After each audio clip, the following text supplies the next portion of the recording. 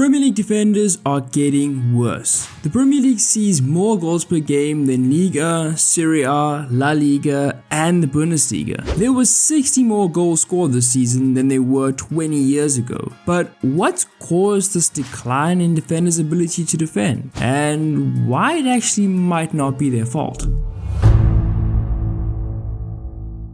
When a generational striker like Erling Haaland graces a league with his presence, you expect the goal numbers to increase. The Norwegian bagsman finished on a historic 36 goals this season, but as prolific as he is, he's only one guy. And isn't this a video about defenders? The numbers show the art of defending is dying. Ian Cathro, an assistant manager at some of Europe's top clubs, including Tottenham Hotspur, Wolves, and Valencia, explains, "We can assume in the past that there was X number of hours of work done on these more raw, isolated defensive qualities. Now also do X number of hours working on the role they have to play in build-up and timing and all of these things that are being asked of players on the ball. Just to be very basic about it, there has to be a shift, and clearly that has to leave some gaps. That shift makes sense. The number of hours a team can train is finite, just like the number of Snickers bars I can eat in an hour. The more hours that are spent working on ball activities, the less time can be spent on defensive practice." Cathro doubles down on this point. In his view, the defender's desire to have the ball at their feet means they have less patience when defending and rush challenges.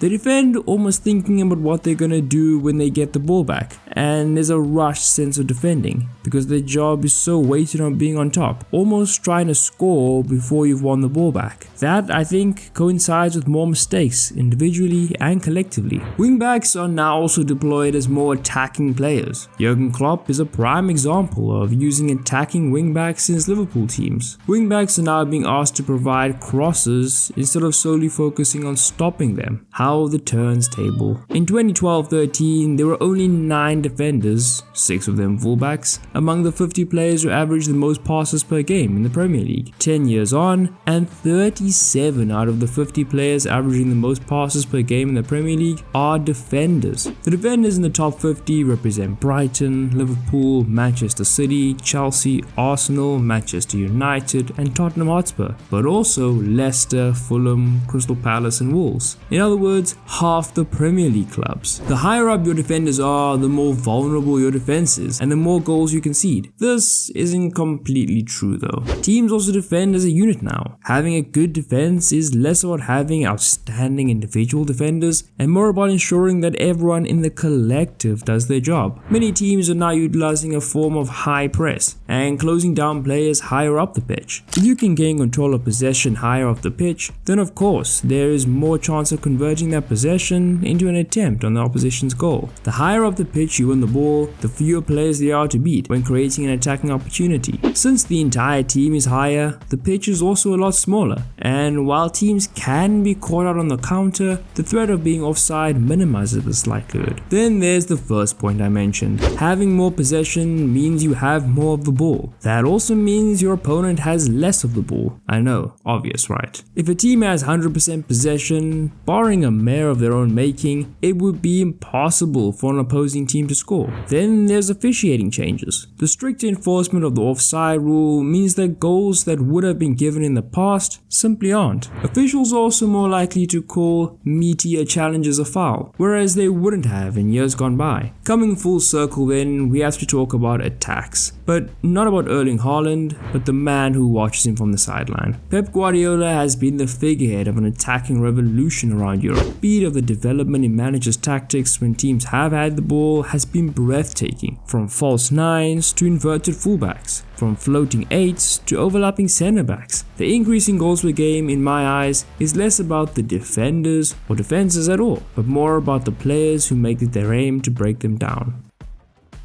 Have to say bye bye yo, bye bye yo.